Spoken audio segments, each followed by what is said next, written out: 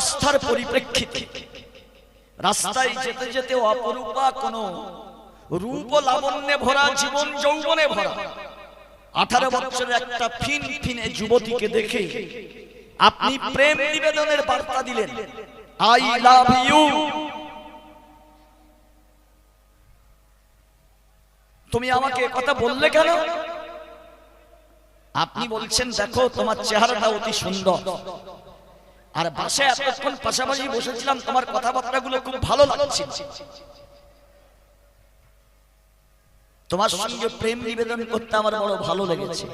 তা আর তো বাসে অনেক মহিলা ছিল, তা আমার প্রতি তোমার এত মনটা উৎসাহ হলো কেন?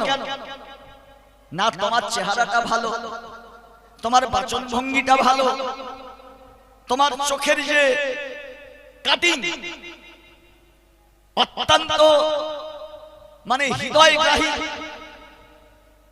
তোমার ঠোঁট দুটো অতি সুন্দর। ও এই জন্যই তুমি আমাকে প্রেমে আবদ্ধ করতে চাও? হ্যাঁ ঠিক আছে।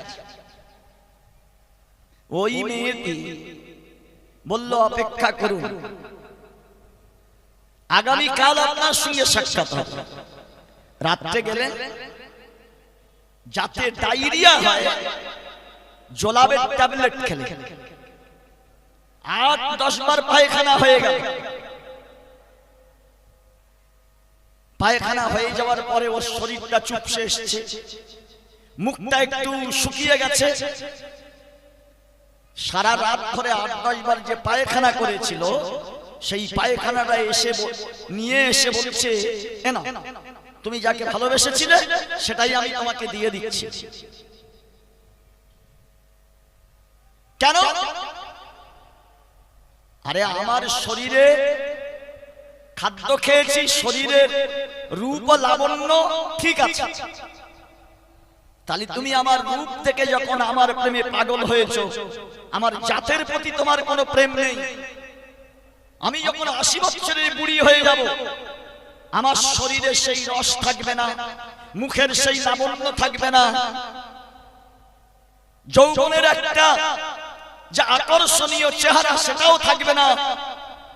তখন কি তুমি আমার প্রেম নিবেদন করতে? তাহলে আমার বডির ভিতরে যে মেটেরিয়ালস আছে তাকেই তুমি ভালোবেসেছো, সেটাই আমি তোমাকে দিয়ে দিচ্ছি, তুমি নিয়ে চলে যাও।